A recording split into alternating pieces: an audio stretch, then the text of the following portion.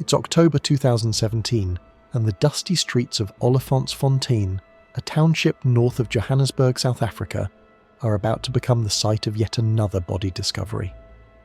For the local police, finding deceased individuals in this area has become tragically routine. Poverty, crime, and violence create a constant stream of cases that overwhelm understaffed and underfunded investigators. But what they don't realise is that this latest victim represents the sixth family member of the same woman to die under mysterious circumstances in just 5 years. Each death has been violent, each has involved substantial life insurance payouts, and each has had the same person listed as the primary beneficiary. That person is 42-year-old Rosemary Ndlovu, a policewoman who has been systematically murdering her own relatives, while maintaining the facade of a caring family member who takes out insurance policies to protect her loved ones from the harsh realities of life in South Africa's townships. Keep this pattern of death and insurance claims in mind as we explore this story, because what initially appears to be a series of tragic coincidences will reveal itself as one of the most calculated and cold-blooded family destruction campaigns in South African criminal history. The investigation that finally exposes Rosemary's crimes will be triggered not by police detective work, but by her own greed and overconfidence, when she approaches a hitman to kill 6 more family members, including a 6-month-old baby, in a single operation. To understand how Rosemary Ndlovu could view her own family members as financial assets, we need to examine the economic reality of post-apartheid South Africa, where extreme inequality creates conditions that can corrupt even those sworn to protect and serve. Johannesburg in the 2010s was a city of stark contrasts, South Africa's economic powerhouse struggling with 37% unemployment and nearly 30% of the population living in informal housing. This economic divide created a society where proximity to wealth made poverty feel even more desperate. For Rosemary, who had achieved middle-class status as a police officer, the temptation to maintain that lifestyle could become overwhelming when combined with gambling addiction and materialistic desires. Think of Rosemary's relationship with her family like a predator-prey ecosystem where the predator has evolved to look exactly like a protector. Her position as a police officer gave her authority and credibility, while her financial success made her seem like the responsible family member who could be trusted with insurance arrangements. Rosemary Ndlovu was born in 1975 in Johannesburg to her mother Maria Mushwana. Unlike many relatives who remained trapped in poverty cycles, Rosemary completed high school and pursued law enforcement, an achievement that became the foundation for her criminal enterprise. Colleagues described Rosemary as having a brash masculine personality that served her well in police work but made her seem intimidating to family members. She excelled professionally, using her assertive nature to handle difficult situations in high-crime areas. But success didn't translate to satisfaction. Despite earning good money, Rosemary developed expensive habits that consumed her income faster than she earned it. Her gambling addiction meant financial windfalls were always followed by desperate need. This boom and bust cycle is like a drug addiction where the highs become shorter, while the lows become deeper and more desperate. Each gambling win reinforced her belief that money could solve all problems, while each loss created pressure to find new funding sources. In 2011, Rosemary began a relationship with Maurice Mabasa, who worked for the US Embassy and was known for supporting his 13 siblings and aging mother financially. The contrast between Maurice's generosity and Rosemary's selfishness revealed fundamental differences in their values. Their relationship was complicated by these different approaches to money, with arguments centering around Rosemary's gambling versus Maurice's family support. But Maurice's generous nature made him initially supportive of Rosemary's efforts to help her family obtain life insurance. In 2014, they welcomed daughter Makanani. For most people, parenthood reorders priorities, but for Rosemary, even motherhood couldn't overcome her destructive patterns. The murders began in March 2012 with the death of Rosemary's cousin, witness Madala Homu. Like many of Rosemary's relatives, Homu lived in poverty and had limited education and employment opportunities. He was exactly the kind of family member that Rosemary could present as needing protection through life insurance. Rosemary approached Homu's mother with concerns about his safety, pointing to his lifestyle and associations as risk factors that could lead to an early death. This wasn't an unreasonable concern. Young men in South African townships did face significant mortality risks from crime and violence. What made Rosemary's concern seem particularly credible was her offer to pay for the insurance policy herself. positioning the arrangement as an act of family generosity rather than self-interest. Homu's mother agreed to the insurance, but the paperwork would later reveal a crucial deception. Rosemary had listed herself as Homu's wife rather than his cousin. This fraudulent relationship designation gave Rosemary legal standing to collect benefits while obscuring the true nature of her connection to the victim. It also demonstrated her sophisticated understanding of how insurance systems work and her willingness to commit multiple crimes in pursuit of her financial goals. When Homu disappeared in March 2012, Rosemary threw herself into the search effort, contacting police and organising family members to look for him. Her visible concern and active participation in the search made her appear to be a devoted family member desperate to find her missing cousin. But this performance was cover for her knowledge of exactly what had happened to Homu and where his body could be found. When his remains were discovered in Olifantsfontein with evidence of blunt force trauma to the head, Rosemary grieved publicly while privately preparing to collect 100,000 rand from his death. The location where Homu's body was found would become significant as the investigation progressed.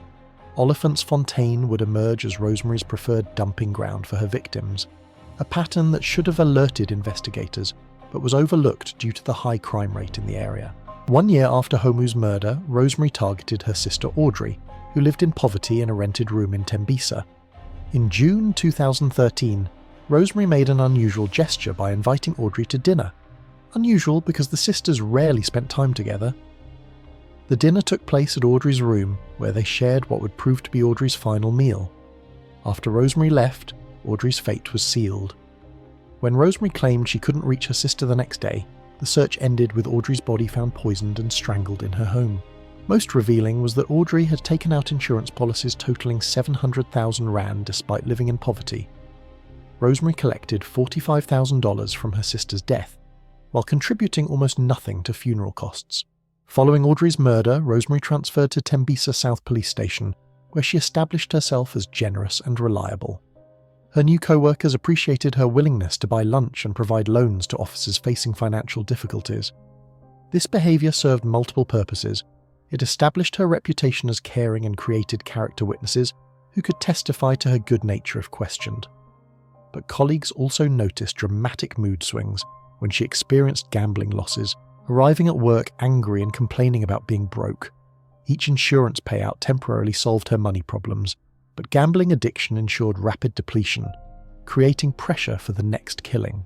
In October 2015, Rosemary's relationship with Morris reached crisis point. Their arguments had become frequent, often culminating in Morris leaving overnight to avoid confrontations. His pattern of temporary departures provided perfect cover for his murder. Maurice's body was found with more than 80 stab wounds, excessive violence indicating rage beyond what was necessary to cause death. The fact that his valuables were untouched indicated personal motivation rather than robbery. Maurice's death brought Rosemary 400,000 rand in life insurance, plus 100,000 rand from his embassy employer, temporarily solving her financial problems while eliminating the person most likely to interfere with her activities. In June 2016, Rosemary's niece Zanella came to stay during financial difficulty. Rosemary chose a sophisticated method, creating a scenario where the victim appeared to die from accident complications rather than obvious violence. Zanelle was injured in a traffic accident, suffering superficial injuries that didn't require hospitalization. But during the night after discharge, she developed fatal internal injuries, fractured ribs and severe liver damage that hadn't been present during her hospital examination. Rosemary claimed no knowledge of what caused the additional injuries, suggesting Zanelle had fallen while alone. This explanation was implausible given the severity of trauma, but without witnesses, there was no way to prove deliberate causation. By 2017, Rosemary's confidence in her ability to kill family members without consequences had grown to the point of recklessness. She began targeting additional relatives, but her methods were becoming less careful, and her choice of victims more obviously connected to her personally. When she offered to drive her nephew Mayani Mashaba partway to Pretoria in April 2017, the arrangement seemed like typical family assistance. But when Mayani's body was discovered the next day in Olifantsfontein, the same location where several previous victims had been found, the pattern should have been obvious to investigators. For this murder, Rosemary had listed herself as Mayani's romantic partner on his life insurance policy, despite being his aunt. When the insurance company demanded proof of their relationship, Rosemary couldn't provide any evidence to support her claim, and the payout was rejected. This rejection represented a turning point in Rosemary's criminal career, as it demonstrated that her fraudulent beneficiary designations were becoming subject to greater scrutiny. The easy money that had funded her gambling and lifestyle for 5 years was becoming harder to obtain through her established methods. A similar pattern occurred with the death of her nephew, Brilliant Machego, later in 2017. Cell phone records showed that Rosemary was the last person to see Brilliant alive, and her phone records indicated they had travelled together from Johannesburg to Bushbuck Bridge before he disappeared. When questioned about Brilliant's death, Rosemary denied any involvement and refused to cooperate with investigators. But like the previous case, she had listed herself as his mother on 3 separate life insurance policies, claims that were rejected when she couldn't provide proof of their relationship. These 2 failed insurance claims left Rosemary in a desperate financial situation, having committed murders that brought her no financial benefit while increasing her exposure to investigation and prosecution. By 2018, Rosemary's gambling debts and expensive lifestyle had created a financial crisis that required immediate action.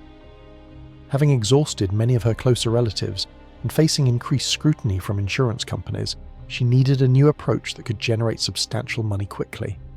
Her solution was to expand from individual murders to mass killing, targeting her sister Joyce and all 5 of Joyce's children in a single operation. The youngest of the intended victims was just 6 months old, demonstrating how completely Rosemary's greed had overwhelmed any remaining traces of normal human empathy. Unable to carry out such an ambitious murder plan alone, Rosemary approached Nyabula Kunene, a criminal she had encountered during her police work. Her choice of Kunene revealed both her desperation and her miscalculation of how other criminals would react to her proposal. Kunene had been arrested by Rosemary several years earlier for illegal gun possession, making him seem like someone who might be willing to commit murder for money. But when Rosemary outlined her plan to kill 6 family members, including an infant, even this career criminal was shocked by the scope and evil nature of her request. Rather than agreeing to help Rosemary, Kunene made a decision that would finally bring her killing spree to an end. Despite knowing that his cooperation with police would expose his own criminal activities, he contacted investigators and offered to help build a case against Rosemary. This decision by Kunene represents one of the few morally redemptive moments in the entire case. A career criminal who drew the line at mass murder of children and chose to risk his own freedom to prevent additional deaths. Working with police, Kunene agreed to participate in an undercover operation designed to capture Rosemary on video describing her murder plans and providing evidence of her previous crimes. The operation required Kunene to continue his relationship with Rosemary while secretly recording their conversations. Police equipped Kunene's car with hidden cameras and introduced an undercover officer as his partner in the planned killings.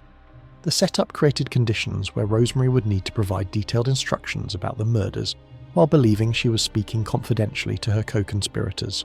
The sting operation required Rosemary to drive Kunene and his supposed partner to Bushbuck Ridge, approximately 5 hours from Johannesburg, where Joyce and her children lived. During this long drive, Rosemary would have multiple opportunities to discuss her plans while being recorded by the hidden cameras. The video evidence captured during this operation proved to be devastating to Rosemary's case, as it showed her calmly discussing the murder of 6 family members, including specific details about how she wanted the killings carried out. Her demeanour during these conversations revealed someone who viewed mass murder as a business transaction rather than a horrific crime. Perhaps most chilling was Rosemary's casual attitude toward killing children, including the 6-month-old baby.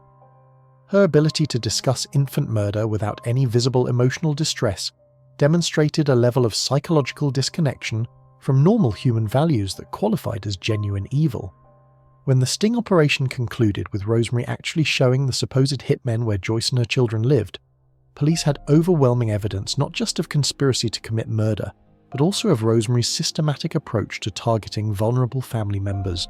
Rosemary's arrest in 2018 triggered the first comprehensive investigation into the pattern of death that had surrounded her for 6 years. Detectives began examining each of the previous murders with new understanding of how they connected to Rosemary's financial needs and insurance arrangements. The investigation revealed the sophisticated nature of Rosemary's criminal enterprise. including her use of fraudulent relationship designations to qualify for insurance benefits and her selection of victims based on their vulnerability and isolation. Each murder had been carefully planned to minimize investigation while maximizing financial return. Investigators also uncovered the full scope of Rosemary's gambling addiction and the financial pressures that drove her toward increasingly desperate criminal behavior. Records from Emperor's Palace Casino in Kempton Park showed the boom and bust cycle that characterized her relationship with money.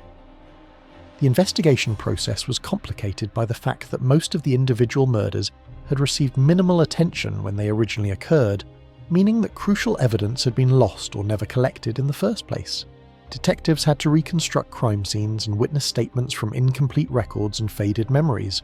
Building a comprehensive case against Rosemary required identifying and interviewing dozens of witnesses who could testify about her relationships with victims, her behavior around the time of their deaths, and her financial activities following each murder. When Rosemary's trial began in October 2021, prosecutors presented evidence that painted a picture of systematic family destruction motivated entirely by greed. The case included testimony from 40 witnesses who described Rosemary's behavior during and after each of the murders. Family members testified about Rosemary's emotional detachment at funerals, noting how she seemed unaffected by deaths that devastated other relatives. They also described her pattern of arranging insurance policies while contributing almost nothing to funeral costs, despite receiving substantial payouts from each death. The most powerful evidence came from the video recordings of Rosemary discussing her plans to murder Joyce and her 5 children. These recordings captured her in her own words describing how she wanted the killings carried out and revealing her complete lack of remorse or empathy for her intended victims. Throughout the trial, Rosemary's demeanor revealed someone who initially didn't understand the seriousness of her situation. She appeared jovial and even posed for cameras, seemingly unaware that she was facing multiple life sentences for some of the most heinous crimes in South African legal history. As the evidence mounted against her, Rosemary's attitude shifted from casual confidence to hostility and denial. She became angry at journalists for recording her and refused to cooperate with court proceedings, demonstrating the narcissistic personality traits that had enabled her crimes. In her final statement to the court, Rosemary maintained her innocence while simultaneously apologizing to the families of her victims, a contradictory position that revealed her continued inability to take responsibility for her actions. On October 22, 2021, Rosemary Ndlovu was found guilty on all charges: 6 counts of premeditated murder, 4 counts of fraud, and 7 counts of incitement to commit murder. The verdict represented complete rejection of her claims of innocence and validation of the prosecution's argument that she had systematically murdered her own family members for insurance money. The court sentenced Rosemary to 6 life sentences for the murders, plus 70 additional years for incitement to commit murder and 10 years for fraud. This sentence ensures that she will be 71 years old before becoming eligible for parole consideration, effectively a life sentence given her current age. The judge's comments during sentencing emphasized the particularly heinous nature of Rosemary's crimes, noting that she had violated the most fundamental bonds of family trust and had shown no remorse for destroying the lives of people who loved and trusted her. The sentences also reflected the court's understanding that Rosemary's crimes represented more than individual murders.